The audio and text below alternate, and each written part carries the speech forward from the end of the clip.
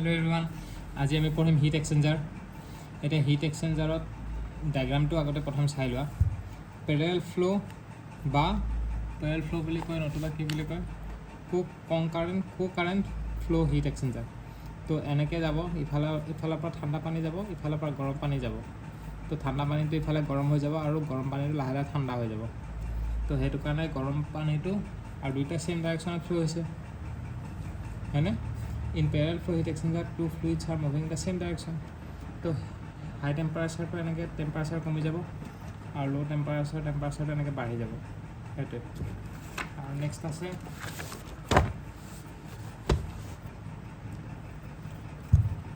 Counter flow' heat exchanger.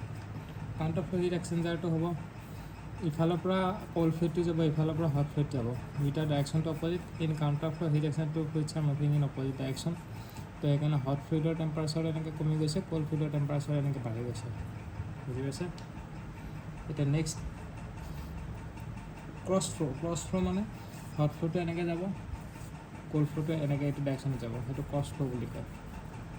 বুজি পাইছা? This is the cross ফ্ল'। তো আৰু যদি ফেজ চেঞ্জ হয়, on the basis of phase change, এটা ইভাপৰেটিভ টাইপ আছে। ইভাপৰেটিভ টাইপ কি হয়? Cold fluid gets evaporated. Cold ফ্লুইডটো ইভাপৰেট হৈ যায়, মানে ক'ল্ড ফ্লুইডটোৰ ফেজটো চেঞ্জ হৈ যায় by taking the energy from the hot fluid. মানে হট ফ্লুইডটো ঠাণ্ডা হ'ব, কিন্তু ক'ল্ড ফ্লুইডটো ফেজ চেঞ্জ হ'ব। আৰু ফেজ চেঞ্জত কি হয়? টেম্পাৰেচাৰ চেঞ্জ নহয়। সেইটো ইভাপৰেটিভ type.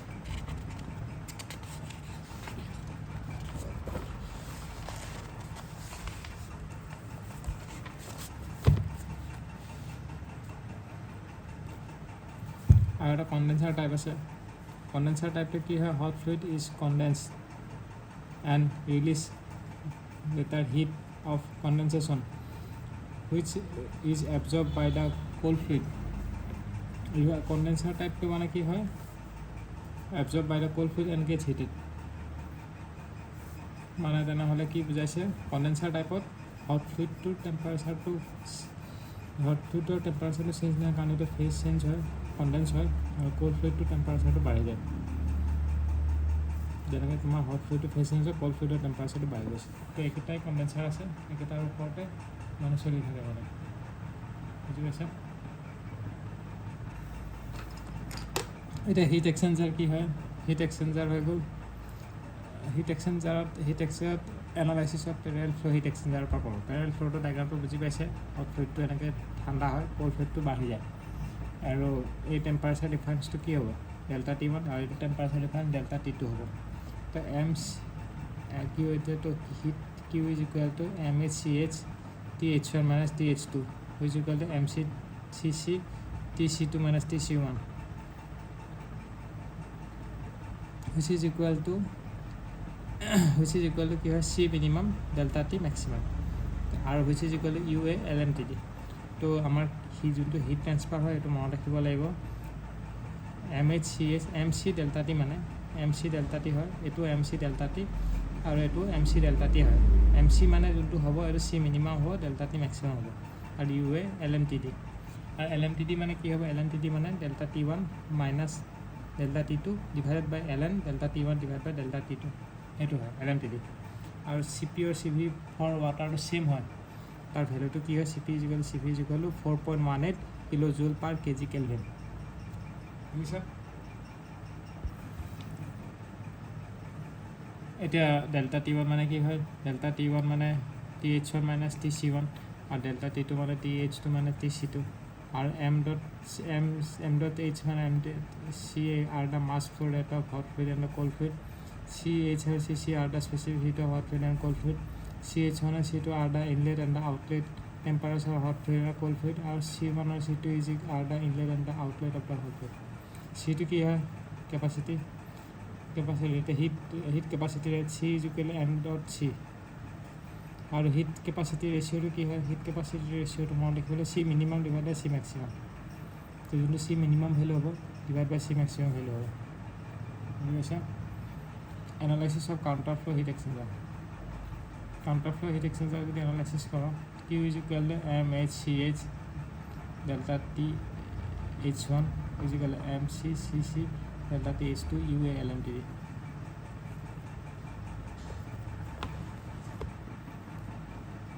phase 1 specific case for LMTD method phase 1 to কি হ'ব এতিয়া মই যোনটো ফেজ চেঞ্জৰ কথা কৈছিলোঁ ব্ৰইলাৰ হ'লে এনেকুৱা হ'ব ব্ৰইলাৰ হ'লে আমাৰ কি হ'ব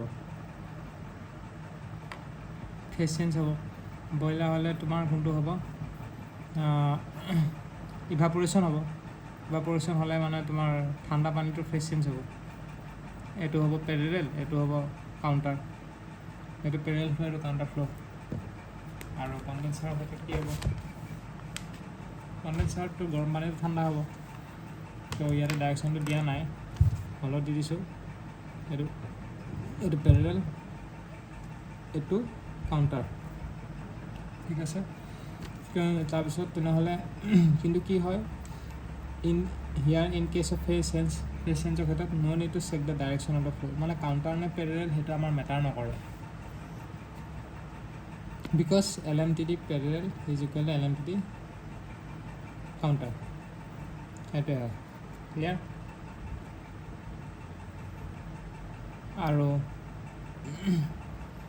এইটো ডিফাৰেঞ্চটো মানে তাৰপিছত when both fluid has equal heat capacity যদি সেম থাকে তেতিয়াহ'লে কি হ'ব এই ডিফাৰেঞ্চটো ইকুৱেল হ'ব মানে এই দুটা ডিফাৰেঞ্চ ইকুৱেল হ'লে কি হ'ব LMTD 0/0 হ'ব 0/0 হ'লে আমি এল হস্পিটেল ইউজ কৰিব লাগিব তেনেহ'লে LMTDটো কি হৈ যাব তেতিয়াহ'লে delta T1 is equal to delta T2 হয় এল হস্পিটেল লগোৱাৰ পিছত মানে কি কৈছে when both the fluid have equal heat capacity rate যদি থাকে তেতিয়াহ'লে এই ডিফাৰেঞ্চটো সেম থাকিব এই ডিফাৰেঞ্চটো যদি সেম থাকে তেতিয়া LMTD 0/0 হৈ যায় তেতিয়া LMTDৰ ভেলুটো কি হ'ব এইটো ডিফাৰেঞ্চটোৰ ভেলুটোৱে হ'ব LMTD আৰু এইটো ইকুৱেশ্যন ইউজ কৰিব নালাগে হিট কেপাচিটি সেম থাকিলে LMTD is equal to delta T1 is equal to delta T2 হ'ব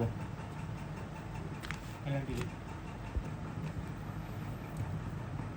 next LMTD counter LMTD cross আৰু LMTD পেৰেৰেল তো মনত ৰাখিব LMTD কাউণ্টাৰটো বেছি হয় তাৰপিছত LMTD ক্ৰছ তাৰপিছত LMTD পেৰেৰেল তেনেকৈ ইফেক্টিভনেছটো কি হয় ইফেক্টিভনেছটো MTU মেথড দি আমি সলভ কৰিম তো effectiveness is equal to Q actual divide by Q maximum effectiveness is equal to Q actual divide by Q maximum হয় তো ফৰ হট ফ্লুইড কি হ'ব for hot fluid effectiveness is equal to MHCH MC delta T মানে MHCH delta T H1 minus H2 আৰু C minimum H1 minus C1 H1 minus C1 মানে কোনটো হবে H1 minus C1 টো কি হয় C মানে ডেল্টা T maximum টো মানে C minimum delta T maximum হয় ডেল্টা T maximum কোনটো হ'ব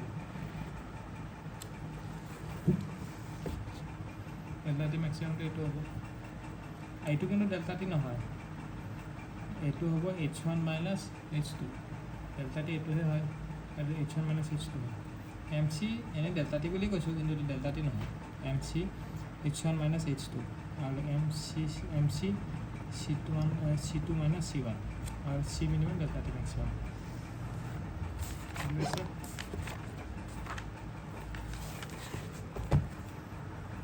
তো ইফেক্টিভনেছ ইজ ইকুৱেল টু এইটো মই দেখিলোঁ ভাতৰ কাৰণে ক'লোঁ কাৰণে MC C2 minus C2 minus TC1 C minimum TH1 minus TC1 বুঝি পাইছা আৰু Q is equal C minimum delta T maximum এনেকৈও লিখিব পাৰে চি মিনিমাম কোনটো হ'ব ওলাই চালে হ'ল আৰু ডেল্টা টি মেক্সিমাম আৰু MTU মানে এইটো গেটত সুধিছিলে 2009ত সুধিছে 2021ত সুধিছিলে MTU মানে কি MTU is equal UA divided by C minimum হয়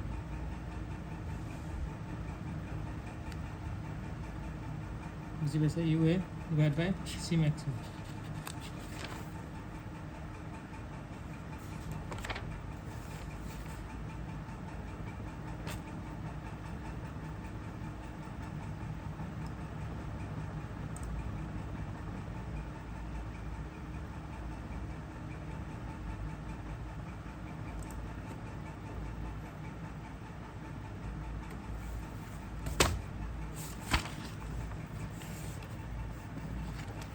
ইউ কি হয় তোমালোকে জানিব বিচাৰিছা MTU is equal to UA divide by C minimum আছিলে নহয় কেপিটেল চি মিনিমাম মানে কেপিটেল চি মানে M dot small c U মানে অভাৰঅল হিট ট্ৰান্সফাৰ কোএফিচিয়েণ্ট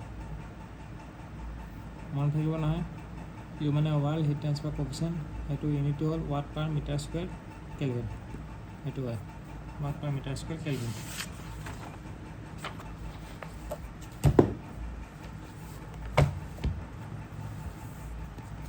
তো ইফেক্টিভনেছ of parallel flow' heat exchanger ইফেক্টিভনেছ of parallel flow' heat exchanger কি হয় CP is equal two এইটো মনত ৰাখিব নালাগে মনত ৰাখিব লাগিব পেৰেল ফ্ল'ৰ কাৰণে যেতিয়া ফেজ চেঞ্জ হ'ব পেৰেল ফ্ল' হিট এক্সচেঞ্জাৰৰ কাৰণে যেতিয়া ফেজ চেঞ্জ হ'ব তেতিয়াহ'লে effectiveness is equal to 1 minus e to the power minus NTU হ'ব আৰু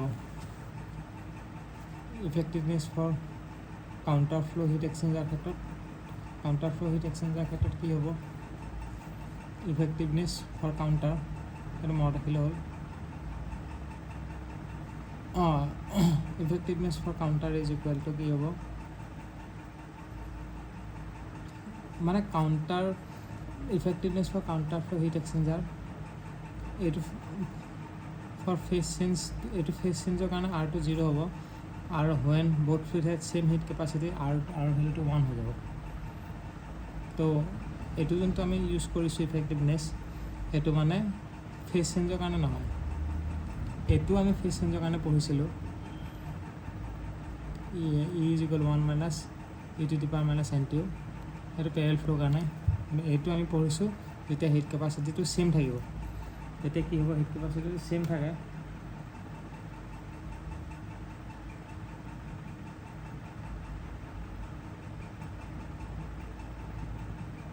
তেতিয়াহ'লে NTU ডিভাইড বাই 1 প্লাছ NTU আৰু এইটো ক্ৰছ ফ্ল'ৰ কাৰণেও ভেলিড হয় যেনেকৈ এইটো এটা আছে চোৱা আমাৰ effective for parallel oblique counter ফ্ল'ৰ মানে পেৰেল অব্লিক কাউণ্টাৰৰ কাৰণে এই দুটা হয় বুজি পাইছা আৰু স্পেচিফিক কেছৰ কাৰণে যেতিয়া চাম যেতিয়া আমাৰ ছেম হিট কেপাচিটি থাকিব পেৰেলৰ কাৰণে এইটো ইকুৱেশ্যন হ'ব কাউণ্টাৰৰ কাৰণে এইটো হ'ব NTU ডিভাইড বাই 1 প্লাছ NTU আৰু যোনটো আমাৰ ফেজ চেঞ্জৰ কাৰণে যোনটো হ'ব ফেজ চেঞ্জৰ কাৰণে দুইটাৰ কাৰণে একেই হয় পেৰেল আৰু কাউণ্টাৰ দুইটাৰ কাৰণে ইকুৱেল হয় 1 minus e to the power minus NTU হয় মানে এইটো যোনটো আছে সেইটো মানে পেৰেলৰ কাৰণে নহয় এইটো পেৰেল আৰু কাউণ্টাৰ দুইটাৰ কাৰণে 1 minus e to the power minus NTU আৰু এইটো আমাৰ ছেম হিট কেপাচিটি ৰেটৰ কাৰণে NTU ডিভাইড বাই 1 প্লাছ NTU আৰু ইয়াৰে এইটো ছেম হিট কেপাচিটি ৰেটৰ কাৰণে এইটো হয় effectiveness is equal to 1 minus e to the power minus 2 NTU divide by 2 আপুনি মনত ৰাখিলে হ'ল এইটোতো বাৰু দুইটাৰ কাৰণে ছেম ফেজ চেঞ্জৰটো বুজি পাইছে পেৰেল আৰু কাউণ্টাৰ দুইটাৰ কাৰণে 1 minus e to the power minus NTU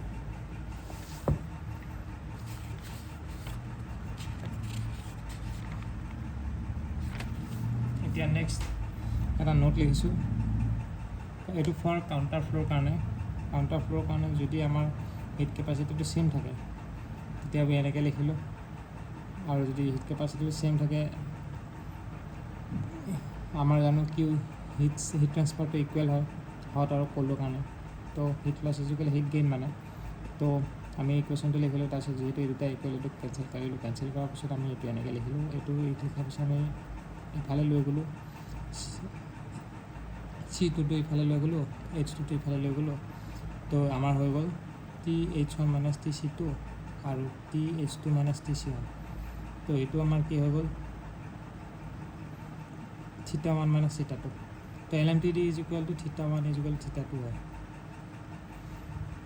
মানে এইটো জেনেৰেলি এইটোতো অলৰেডি আমি পায়ে থৈ আহিছোঁ ন এইটো কথা কৈছোঁ মানে কাউণ্টাৰ ফ্ল'ৰ ক্ষেত্ৰত LMTD ইজ ইকুৱেল থিটা মানে delta T1 is equal delta T হয় কেতিয়া হয় যেতিয়া ছেম হিট কেপাচিটি হয় তো এইটো বস্তু চল্ভ আমি ইয়াতে কৰিছোঁ মানে এনেকুৱা delta T1 is equal delta T কেনেকৈ হৈছে এইটো মানে ডেল্টা T1 বুলি লিখিব ডেল্টা T1 আৰু ডেল্টা T2 এইটো ডেল্টা T1 এইটো ডেল্টা T2 তো heat transfer is equal to কি হ'ব U A L N T T হ'ব।